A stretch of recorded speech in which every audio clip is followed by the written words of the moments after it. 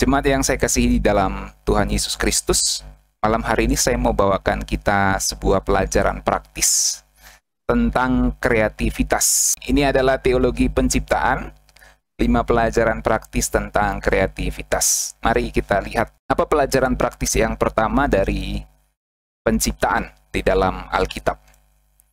Yang pertama, penciptaan itu menghasilkan keberadaan dari ketiadaan. Dalam bahasa Ibrani, kata Allah menciptakan di Perjanjian Lama itu selalu menggunakan kata bara, dan kata bara itu hanya menunjuk pada penciptaan yang dilakukan oleh Allah, di mana Allah menciptakan dari ketiadaan, dari sesuatu yang tidak ada menjadi ada.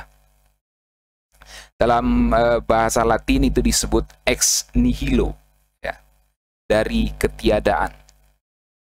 Dan dari sini kita menyadari bahwa kita nggak bisa menyangkali keberadaan pencipta kita.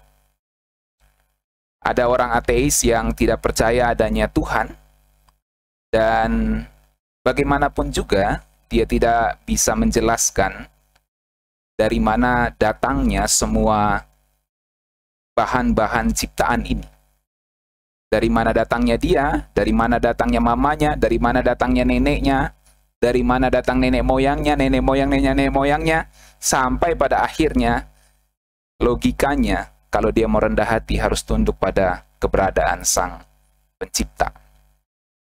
Jadi dari kata bara, ex nihilo, penciptaan menghasilkan keberadaan yang berasal dari ketiadaan. Kita di sini melihat bahwa kita nggak bisa menyangkali keberadaan pencipta. Lalu apa pesan tentang kreativitasnya yang praktis untuk kita semua? Yang pertama, prinsip dasar kita atau kreativitas kita adalah faith-seeking understanding. Iman yang mencari pengertian.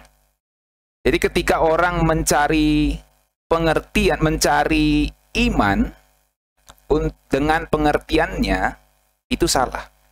Yang benar, imannya harus mencari pengertian. Faith seeking understanding.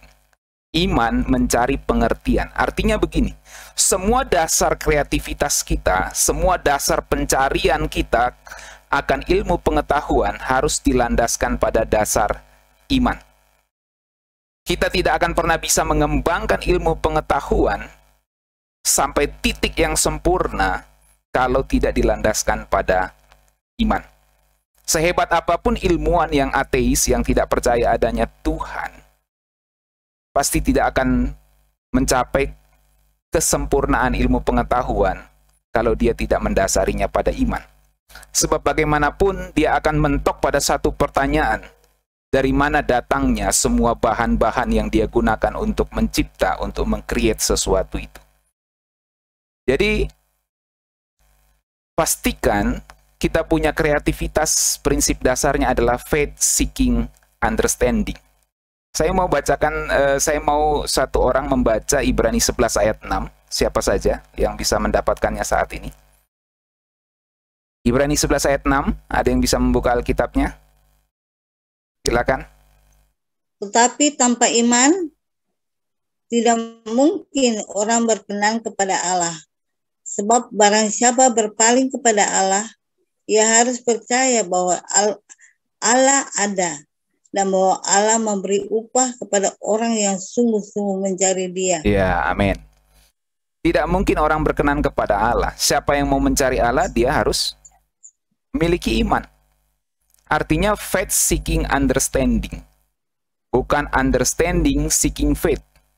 Nah, kebanyakan orang tidak menemukan Tuhan ketika dia membaca Alkitab. Ketika seorang ateis membaca Alkitab, dia tidak menemukan Tuhan di sana. Dia tidak mengalami Tuhan di sana karena understanding seeking faith. Bukan faith seeking understanding. Jadi iman harus mendasari semua kreativitas, semua pengetahuan kita. Itu teologi penciptaan pertama dan pesan pertama dari teologi penciptaan. Yang kedua, cepat saja karena ada 5. Penciptaan itu menghasilkan kemiripan. Ini teologi penciptaan kedua. Kita tahu bersama kita diciptakan serupa dan segambar dengan Allah.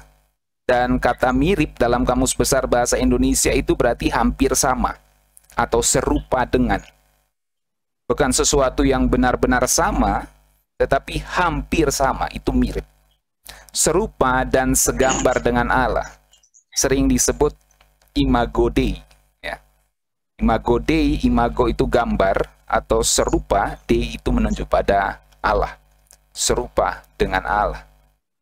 Nah, prinsip kemiripan ternyata bukan hanya berlaku pada ciptaan, dalam hal ini manusia. Memang dalam Alkitab jelas sekali manusia itu serupa dan segambar dengan Allah. Tetapi ternyata prinsip kemiripan itu tentu bukan serupa dan segambar, tapi prinsip kemiripan itu berlaku pada semua ciptaan dan pada ciptaan lainnya.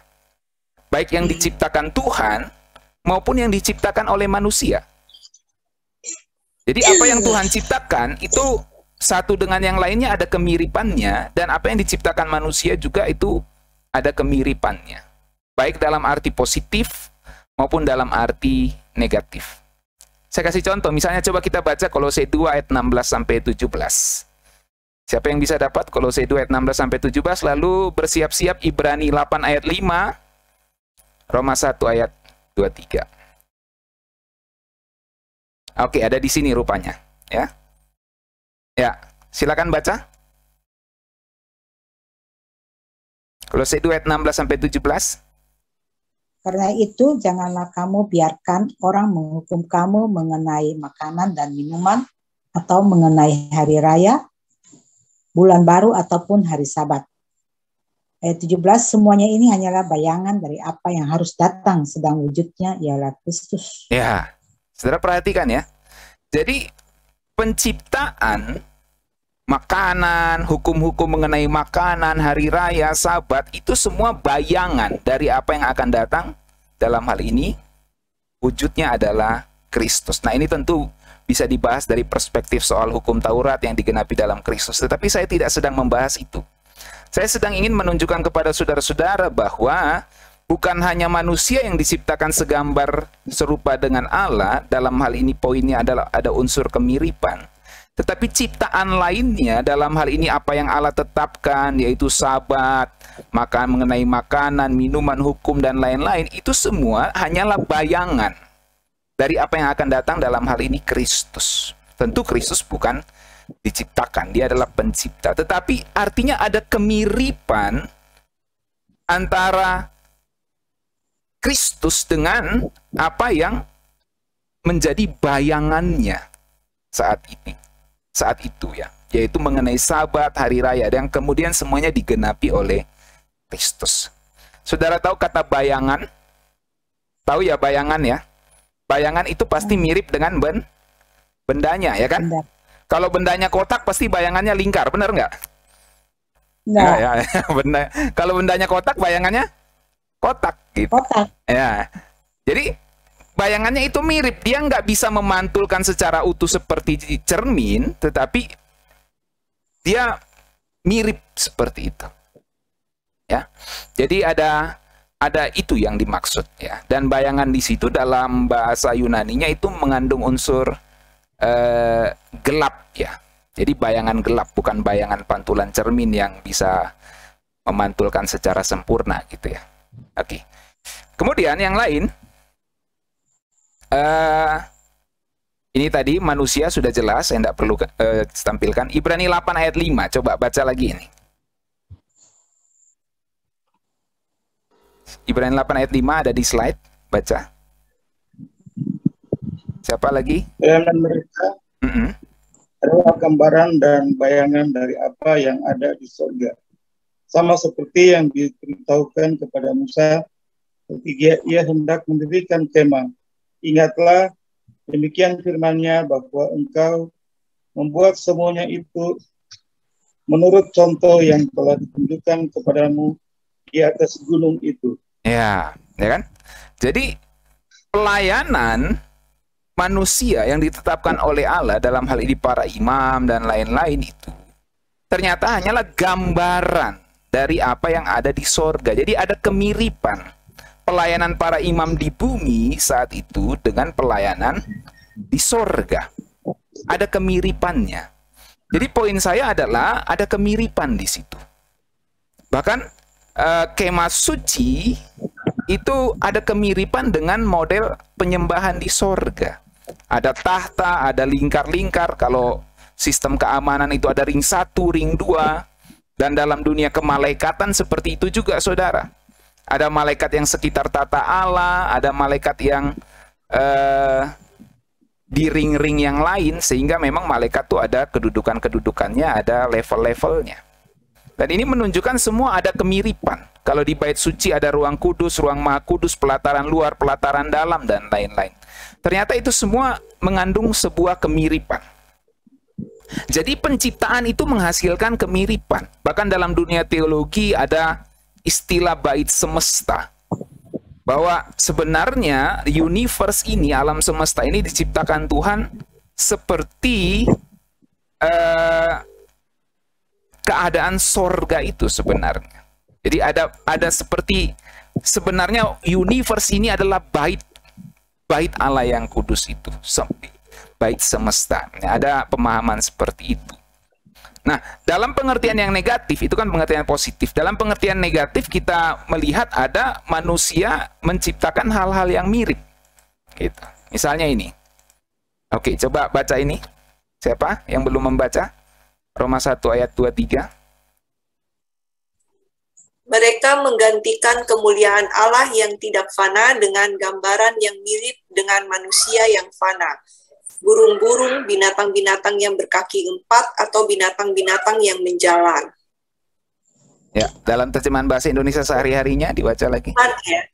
Bukannya Allah yang abadi yang mereka sembah, melainkan patung-patung yang menyerupai makhluk yang bisa mati, yaitu manusia, burung, binatang yang berkaki 4, dan binatang yang melata. Ya, saudara lihat. Jadi manusia itu membangun gambaran yang mirip dengan manusia, patung-patung itu, burung-burung, untuk disembah. Jadi ciptaan manusia pun mengandung sebuah unsur kemiripan. Itu dalam pengertian negatif, saudara ya. Misalnya, ciptaan teknologi sekarang, ya, handphone itu dulu mirip alat komunikasi yang kabel-kabel gitu. Intinya prinsip kemiripannya adalah komunikasinya. Ya. Pesawat diciptakan bisa terbang, mirip dengan burung gitu yang bisa terbang gitu kan. Ada kemiripan-kemiripan. Semua prinsip-prinsip itu harus pasti ada unsur kemiripannya, saudara. Itu sebabnya misalnya pesawat mata-mata diciptakan mirip dengan ini gitu ya. Karena apa? Ada unsur-unsur yang ini gitu, saudara. Misalnya pesawat jet tempur ada kemiripan dengan elang dan lain-lain. Semua ada unsur kemiripan dari apa yang sudah diciptakan oleh Tuhan. Saudara bisa paham yang saya maksud ini ya? Jadi di dunia militer pun ketika mereka mendesain sesuatu itu pasti ada mirip mirip dari gerakan teknis dari seekor binatang atau apapun, itu pasti ada unsur kemiripannya. Ya. Jadi ini yang saya maksud di sini, bahwa memang dalam teologi penciptaan itu memang selalu menghasilkan kemiripan. Nah, apa pesan praktis untuk kreativitas kita sebagai umat manusia? Kita ini gambar Allah, jadi pastikan kreativitas kita itu memuliakan Allah. Yang percaya katakan amin. Amin. Amin. Semua kreativitas kita, apa yang kita buat, itu harus memuliakan Allah. Itu sebabnya di Perjanjian Baru tegas sekali. Baik engkau makan maupun engkau minum atau melakukan segala sesuatu yang lain, lakukan itu untuk kemuliaan Tuhan. Kalau kita buat patung, itu bisa memuliakan Allah kalau digunakan dengan benar. Tapi kalau buat patung untuk disembah, itu jadi tidak memuliakan Allah. Jadi patung itu benda kesenian yang bisa digunakan untuk memuliakan Allah. Tetapi kalau disembah, jadi tidak memuliakan Allah. Dalam hal ini, karena kita ini mirip dengan Allah, kita ini gambar Allah, jadi pastikan kreativitas kita itu memuliakan Allah. Itu yang kedua. Kemudian yang ketiga, dari teologi penciptaan itu menghasilkan relasi. Menarik sekali kalau kita perhatikan kisah penciptaan, itu selalu ada konektivitas satu dengan yang lainnya. Semua ciptaan itu diciptakan dalam kaitan dengan ciptaan sebelum atau sesudahnya. Dan semua ciptaan itu menjadi suatu jejaring hidup yang terintegrasi ketat, di mana tidak satu pun unsur dapat berdiri sendiri. Ada kebergantungan. Matahari tidak diciptakan untuk menerangi dirinya sendiri, tapi untuk menerangi bumi. Lalu karena dia menerangi bumi, maka tumbuh-tumbuhan memperoleh cahaya dan menghasilkan fotosintesis. Dan dengan itu hewan-hewan bisa memakan apa yang berasal dari tumbuhan itu, dan terjadilah siklus kehidupan. Sampai kita mengerti dalam biologi itu ada rantai makanan, saudara. Bahkan bukan cuma dari sisi itu. Dari sisi urutan penciptaannya, terang diciptakan terlebih dahulu, lalu daratan, lalu diikuti dengan tumbuhan. Coba kalau baru air semuanya, tidak ada daratan, bagaimana tumbuhan mau tumbuh? Jadi ada daratan dulu, baru diikuti dengan tumbuhan, dan kemudian yang lain-lain. Ada sebuah sinergi di situ, saudara. Ada konektivitas di situ. Dan setelah tumbuhan, kita tahu ada benda penerang untuk tumbuhan itu bisa bertahan, gitu. Dan selanjutnya kita bisa mengerti itu, dan prinsipnya penciptaan itu ada konektivitas, ada relasi satu dengan yang lainnya, ada ketergantungan satu dengan yang lainnya, dan itu menghasilkan sesuatu yang kita sebut sebagai manfaat. Konektivitas, relasi, kebergantungan itu menghasilkan sebuah manfaat. Jadi apa pelajaran praktisnya untuk kreativitas kita saat ini? Pastikan kreativitas kita itu bermanfaat bagi orang lain. Misalnya kita dagang nih, kita buat kue, itu kan bermanfaat bagi orang lain. Ada orang-orang yang tidak sempat masak, yang tidak sempat bikin kue, dia butuh kue yang kita sedang buat. Dan itu bermanfaat bagi dia karena dia sedang ingin menjamu tamu. Aduh, syukur sekali kamu ada jual ini, gitu. Saudara pernah mengalami seperti itu ya? Suatu saat di mana saudara ingin menyajikan makanan mungkin kepada tamu, dan sulit sekali mencari makanan itu, tetapi kemudian ada orang menjualnya. Dan saudara merasa orang itu menolong sekali. Padahal kita membayar, tapi itu bermanfaat sekali untuk kita. Dan itu yang saya maksud di sini, bahwa pastikan kreativitas kita bermanfaat bagi orang lain. Dalam segala segi, saya nggak tahu apa yang sedang saudara buat, apa yang sedang saudara create, apa yang saudara sedang lakukan. Mungkin bukan meng-create sebuah benda, mungkin meng-create sebuah relasi, mungkin meng-create apapun ya, di dalam rumah tangga saudara, dalam bisnis saudara, di dalam kepemimpinan saudara. Pastikan itu bermanfaat bagi orang lain. Amin. Ya. Dan ingat, kreativitas itu tidak dibatasi umur. Ingat dulu Pak Indah pernah sampaikan umur 40 tahun ke atas tuh ya Pak Indah. Justru otak lebih lebih matang. 40 atau 50 itu Pak? 50-an. Nah, justru lebih matang. Jadi kalau saya khotbah kreativitas gini nih, jangan pikir nih untuk anak-anak muda nih. Untuk semua ini, orang tua ini juga ya. Karena lebih matang tuh. Lebih matang. Jadi pastikan kreativitas kita itu bermanfaat bagi orang lain. Oke, kemudian yang keempat, cepat saja. Penciptaan itu menuntut pengembangan. Menarik sekali ya. Bahkan Tuhan sendiri ketika dia mencipta, itu dia sedang mengembangkan. Bukan cuma mencipta gitu saja, tapi dia mengembangkan. Coba perhatikan kronologi penciptaan dalam kitab Kejadian, saudara baca. Ketika Tuhan ciptakan terang, dia pisahkan terang dari gelap. Itu ada unsur pengembangan, saudara. Air, dia ciptakan air dan dia memisahkan air di atas dan air di bawah. Itu ada unsur pengembangan di situ. Bahkan ada pembedaan hewan di laut, darat, dan udara. Dia ciptakan hewan, bukan cuma ciptakan secara acak. Dia bedakan hewan di laut, di darat, dan di udara. Itu ada unsur pengembangan. Poinnya, Tuhan itu nggak ciptain sesuatu itu acak. Semuanya diciptakan dengan perencanaan dan dengan pengembangan. Bahkan manusia diciptakan untuk mengembangkan diri, beranak cucu, bertambah banyak, penuhi bumi, taklukkan bumi.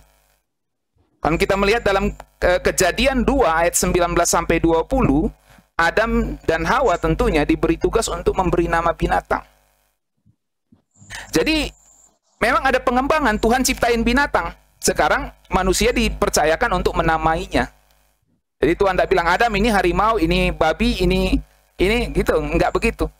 Ya, ketika Tuhan ciptain, Tuhan tidak kasih nama. Tapi Tuhan percayakan sama Adam untuk mengembangkannya. Memberi nama binatang itu. Oh, yang di atas udara itu burung-burungan, jenis burung. Yang di darat ini jenis yang melata dan lain-lain. Yang di laut itu jenis ikan-ikanan, cumi-cumian, dan lain-lain. Nah, itu Adam punya kerjaan semua, saudara. Jadi dalam hal ini kita mengerti bahwa penciptaan itu menuntut pengembangan. So, pelajaran praktisnya untuk kita apa? Kita harus merencanakan dan mengembangkan kreativitas kita. Prinsip praktisnya, kalau kita ingin berkreativitas dalam bisnis, pastikan bisnis kita itu direncanakan dan kemudian dikembangkan. Sesuatu yang direncanakan tapi tidak dikembangkan, itu hanya jadi konsep saja. Banyak orang pintar mengkonsep tetapi tidak mau mengembangkannya. Ada orang bilang begini, banyak orang tergerak tapi tidak mau bergerak. Sudah paham maksudnya? Banyak orang tergerak tapi tidak mau bergerak. Oh, saya tergerak untuk memberi bagi pekerjaan Tuhan, tapi dia tidak pernah bergerak. Dia cuma tergerak aja, tapi nggak bergerak. Oh, saya tergerak untuk memulai sebuah bisnis nih. Ada ide, tergerak saya untuk memulai sebuah bisnis supaya saya bisa mencukupi kebutuhan rumah tangga saya. Dia cuma tergerak, tapi dia tidak mau bergerak. Artinya dia tidak mau mengembangkan. Jadi jangan sampai kita jadi orang Kristen yang tergerak tapi tidak mau bergerak. Yang mau merencanakan tapi tidak mau mengembangkan. Nah, karena kita ini imago Dei, serupa dan segambar dengan Allah, maka ketika kita mau beraktivitas, mau meng-create sesuatu, kita harus pastikan bahwa kreativitas kita itu adalah kreativitas yang dikembangkan. Karena Tuhan sendiri ketika dia mencipta, dia mengembangkan sesuatu. Dan kita sebagai gambar Allah, ketika kita meng-create, mencipta sesuatu, kita harus mengembangkannya. Itu sudah jadi tugas kita, saudara. Ya, dan dunia sendiri sudah membuktikan, ya, kalau hanya tergerak tapi tidak bergerak, itu tidak akan jadi, ya. Tidak jadi itu barang, orang Medan bilang begitu mungkin. Oke. Yang terakhir, saudara-saudara, dari teologi penciptaan dan pelajaran kelima yang praktis untuk kita semua. Penciptaan itu membawa ke perayaan. Wah, ini haleluya, ini luar biasa di sini, ya. Penciptaan itu membawa ke perayaan. Ketika Tuhan habis mencipta segala sesuatu, dia mengatakan apa? Sungguh amat baik. Ya, dia merayakan ciptaannya. Dia merayakan apa yang dia telah create. Ada sukacita di situ, ada ketakjuban di situ. Bahkan ada sabat, ada istirahat di situ, saudara-saudara. Jadi pelajaran praktisnya kita apa? Kalau Tuhan sendiri merayakan apa yang dia ciptakan sungguh amat baik, maka kita juga perlu merayakan hasil usaha kita. Ketika kita sudah menciptakan sesuatu, kita harus merayakannya. Kita harus dalam tanda kutip di sini kita berhak untuk memanjakan diri kita. Karena kita telah meng-create sesuatu, kita merayakan hasil usaha kita, saudara. Waktu saya habis baikin pintu toilet kita ini, saudara, toilet. Karena nggak ada tukang tuh kan, toilet ke tempat ibadah kita ini, karena nggak ada tukang tuh hari-hari mau Idul Fitri kan. Jadi, aduh, tidak ada tukang nih, nanti hari Minggu susah nih jemaat mau ke toilet ini. Akhirnya saya kerja tuh 2 hari jadi tukang, saudara. Tukang amatir. Dan setelah itu selesai, saya mau merayakan, kita cari makan enak. Jadi wajar saja, kita harus bersyukur karena kita habis melakukan sesuatu. Kita sabat di situ dalam pengertian kita merayakan hasil usaha kita, dan itu sah. Kita berhak tentu tentu tetap di dalam kebenaran. Jangan sudah merayakan dengan hal-hal yang negatif tentunya, ya. Merayakan dengan positif, saudara. Jadi kita perlu merayakan hasil usaha kita. Tuhan sendiri dia merayakannya. Sungguh amat baik. Dan ketika dia habis mencipta, Alkitab katakan dia beristirahat. Itu sebuah bentuk perayaan dari Tuhan. ketika dia mengatakan sungguh amat baik dan merayakannya dengan Sabat. Dan itu kemudian dibawa ke kultur bangsa Israel. Ada tahun Yobel, ada hari pembebasan dari segala hutang, dari segala kejerilelahan mereka, dibawa sampai tahun Yobel. Ya. Dan sebagai orang percaya kita tahu semua perjuangan kita satu kali nanti kita akan mengalami Sabat yang kekal di langit baru, bumi baru bersama dengan Tuhan. Jadi pesan praktisnya adalah kita perlu merayakan hasil usaha kita. Penciptaan bahkan dalam skala manusia seperti Tuhan dimaksudkan agar diakhiri dengan seruan sungguh amat baik. Di sini kita belajar untuk bersyukur dari apa yang kita usahakan. Kalau saudara habis bisnis dan mendapatkan untung, rayakan itu bersama keluarga saudara. Mungkin saudara perlu ngajak makan dan lain-lain. Saya pernah ngomong sama satu anak muda, kalau kamu dapat gaji pertama, traktir orang tuamu makan di restoran. Ya kan? Rayakan itu, bersyukur kan, traktir orang tuamu makan. Kalau dapat gaji pertama itu traktir orang tuamu makan. Kamu bersyukur itu atas berkat Tuhan. Dan bersyukur juga kamu dikasih orang tua yang membesarkan kamu, sehingga kamu bisa kerja. Nah, jadi nanti itu anaknya Pak Indah, kalau dia lagi dengar Zoom ini mungkin. Kalau nanti masuk kerja itu harus traktir itu. Traktir Pak Indah dan Ibu makan. Ya. Ada dia di situ, Pak? Enggak ada? Lagi di kamar. Ya. Jadi harus kita belajar merayakan. Hidup ini kita harus belajar merayakannya, saudara. Kalau kita berhasil pada sesuatu, rayakan itu. Untuk diri kita maupun untuk keluarga kita. Sebagai bentuk ucapan syukur kita kepada Tuhan atas segala kebaikannya. Ya, jadi saudara-saudara yang saya kasih dalam Tuhan, inilah teologi penciptaan. Saya review sejenak, semoga ini bisa mengingatkan kita semua. Penciptaan menghasilkan keberadaan dari ketiadaan, dan pesan yang kita dapatkan di situ bahwa prinsip dasar kreativitas kita adalah fight seeking understanding, bukan sebaliknya. Iman harus mendasari semua pencarian pengetahuan dan kreativitas kita.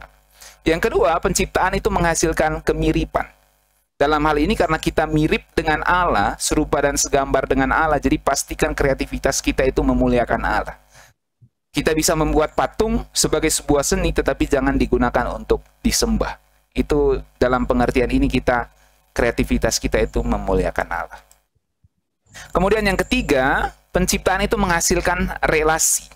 Kita tahu ada konektivitas satu dengan yang lainnya di dalam penciptaan itu, yang secara sederhana dalam pelajaran biologi kita tahu ada rantai makanan, ada siklus kehidupan, siklus air, awan, hujan, menyirami tumbuhan, menguap lagi, apa itu? Istri saya kayaknya sudah jago tuh dia. Karena dia ngajar itu. Kondensasi, evaporasi dan lain-lain. Nah, gitu. Jadi ada relasi, ada konektivitas, ada siklus di dalamnya.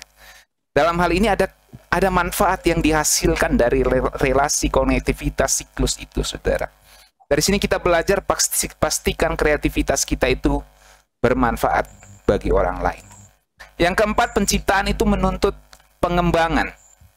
Bahkan Tuhan sendiri itu mengembangkan ciptaannya, dan manusia pertama diciptakan untuk mengembangkan ciptaan Tuhan. Maka dari sini kita mengerti kita harus merencanakan kreativitas kita dan mengembangkan kreativitas kita. Karena Tuhan kita sendiri mencipta tidak dengan acak. Kita melihat dari desain ciptaan Tuhan, dia menciptakan begitu terencana, begitu sempurna. Kalau kita mau lebih lebar lagi dalam hukum-hukum fisika, hukum alam yang Tuhan sudah buat, itu luar biasa. Bagaimana planet itu tidak bertabrakan dengan planet lainnya. Ada gravitasi yang begitu diukur oleh Tuhan, sehingga tidak bertabrakan satu dengan yang lainnya.